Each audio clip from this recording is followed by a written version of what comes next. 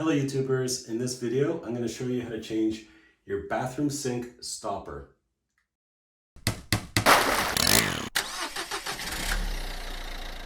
Hello YouTubers, my name is Seb, you're watching Seb's Home Projects. In this video I'm going to tackle a very common home problem, which is your bathroom sink stopper either getting stuck or no longer functioning, and we're just going to replace it with brand new. Now there's two types of stoppers that are very common at homes. This particular one is basically a push pop-up style. So it's very straightforward. You push down and it stops and plugs the water, and then you push again and it lifts up and then it drains. So mine's been stuck closed, but there's a different type as well. The other type of bathroom sink stopper is this one here, which has basically a lever behind the faucet. When you pull that lever up, it pulls the plunger down, plugging your sink. When you push it down, it lifts it up. And this video will basically cover the installation of this stopper or plunger, regardless of which style that you have.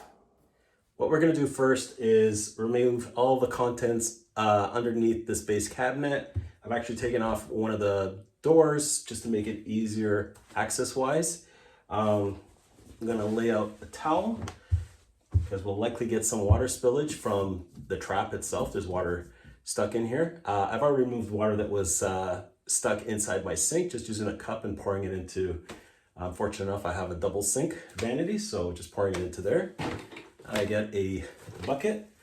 This is to catch the water that's still in the trap.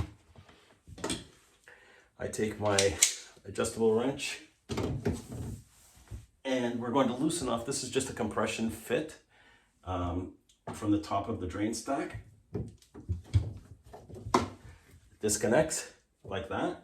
And then we're going to loosen off the trap itself. It's basically also a just compression fit.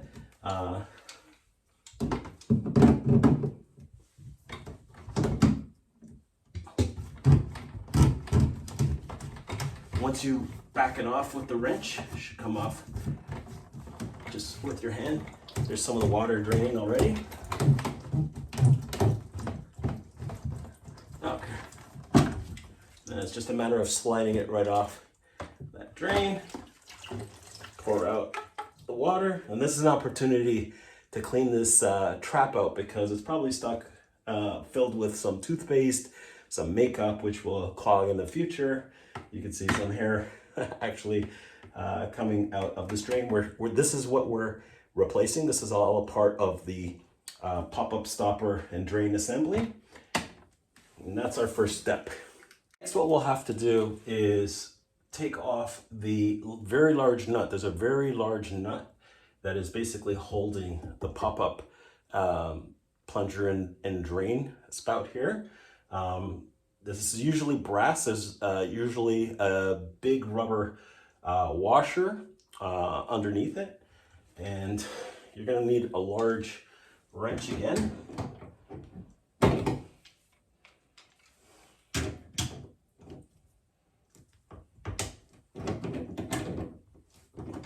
You're gonna find that you're gonna get to a certain point where the whole thing spins as you're trying to back off the nut. You wanna take another wrench just to hold the pipe while you back off that giant nut. You just got to keep at it until the whole thing backs off and free. So I'm almost there. Okay, that's all come off. And now just got to pull this rubber washer.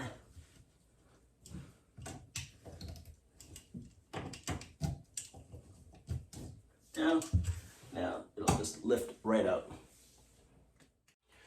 Now with one hand underneath, I'm just lifting it right out. Now we'll have to clean all of this surface before we install the new one.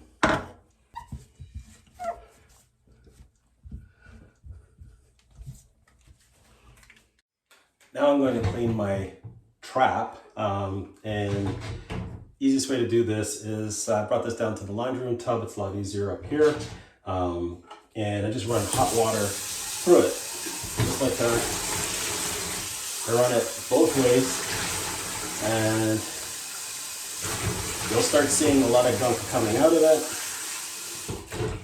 You can also just visually inspect. You'll usually find a lot that's stuck right here in the bottom of the trap. If you do see that it's not rinsing out, what I do sometimes is just clump up a ball of wet toilet paper, and I push it through with a coat hanger, and I push all that stuff out. So what happens is, more often than not, your makeup, so mascara specifically, it's very sticky, will get stuck inside the trap. And also toothpaste that hasn't been fully dissolved by water. So they just like stick to the sides and just start collecting debris, plugs up your trap.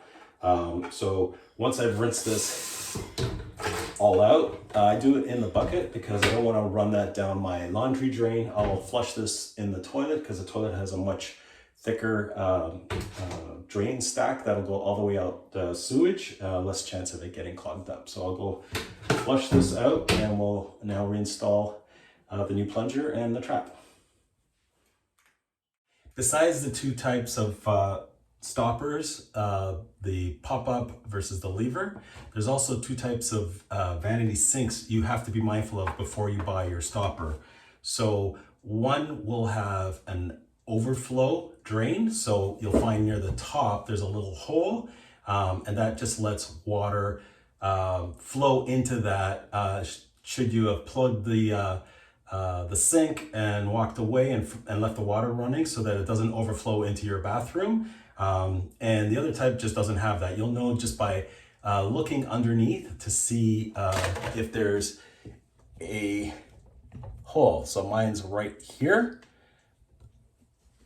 And so there's two different styles. You'll see that there's holes for the ones that have an overflow, and there won't be any holes for the ones that don't. So make sure you choose the right stopper for the type of sink. So I've removed my new stopper from the packaging. There's a blue film to protect the chrome, so we're just gonna remove that. And we're also just going to back off the large nut that will go underneath to hold this in place. There's a plastic washer, and then there's two rubber washers.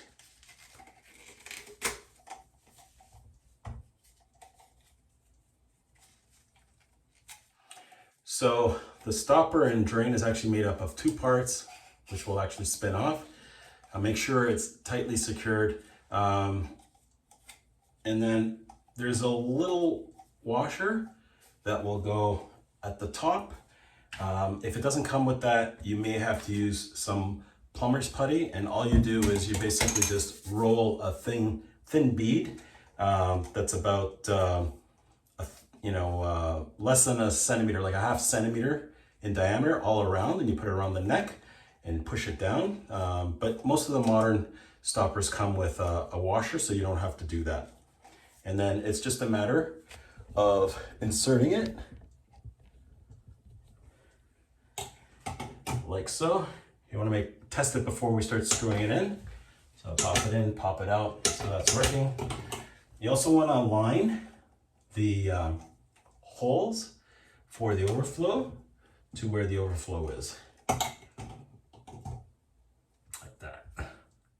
Before I tighten anything down, I'm just going to check for sizing that the drain out of the new pop-up stopper will fit well enough into the trap and the drain, and it does. As you can see, it only goes about halfway down. Sometimes what can happen is it could be too long and hit the bottom of your trap like you see there, in which case you'd have to cut this before you start tightening it down. I'm fortunate I don't have to. So now I can just start tightening all this up, and it starts off with big rubber washer, and then a plastic washer, and then the nut itself, and it's just reverse order of how I removed it.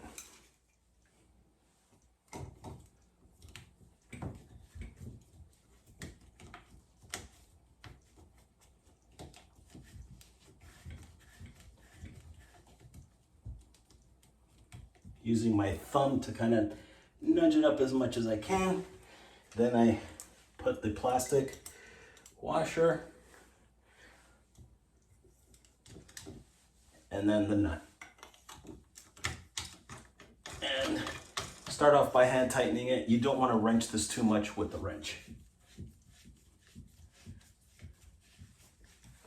Now this is only supposed to be hand tight. My experience is there's always leaks. It needs to be fairly tight. So with the wrench, I give it just another quarter to half turn.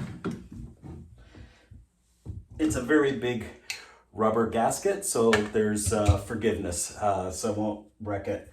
Next thing is I've got my trap. This is the compression fitting, which I will put in there. And it's just a matter of fitting it in. And what I like to do is connect the trap end first.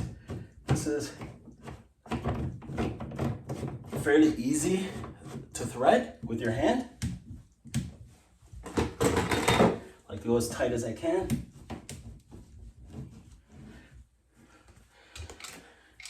Again, I'm just going to go like a quarter turn with the wrench. You got to be careful because these can crack. And now it's just a matter of tightening this compression fitting from the pop-up drain. Just like that. And again, just a little quarter turn with the wrench. I don't overdo it because you can crack these pieces. So I'm all done. Now what I'll do is I'll run the water and make sure there aren't any leaks that happen with my towel here.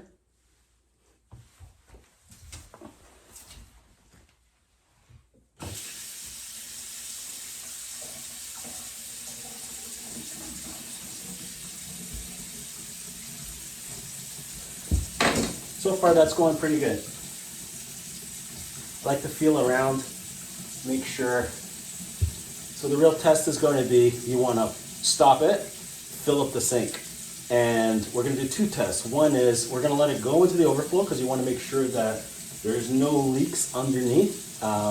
If you haven't tightened this well enough, even though the sink itself may hold water, the overflow may leak out of this between this washer and the sink itself.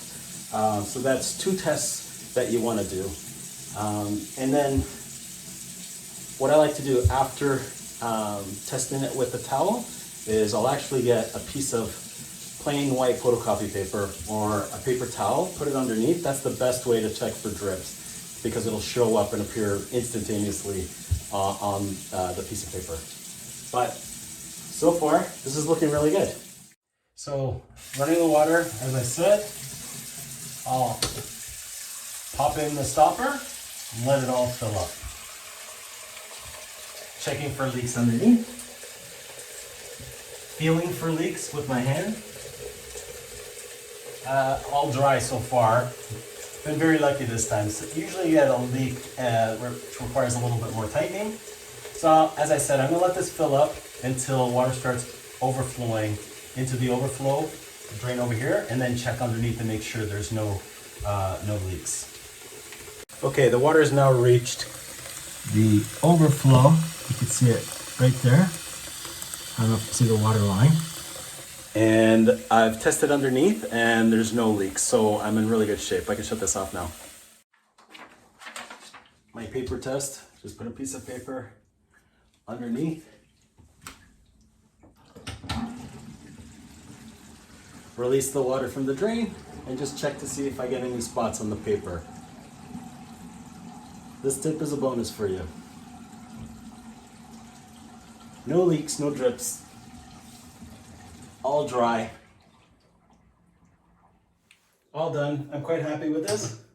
New stopper works great. This will last for a while. We've got a nice clean trap and drain so that we don't have any clogs for some time. I hope you found this video helpful and useful. Please subscribe to my channel, hit the like button, as it helps me to produce more videos to benefit other viewers like you. Thanks for watching Seb's Home Projects.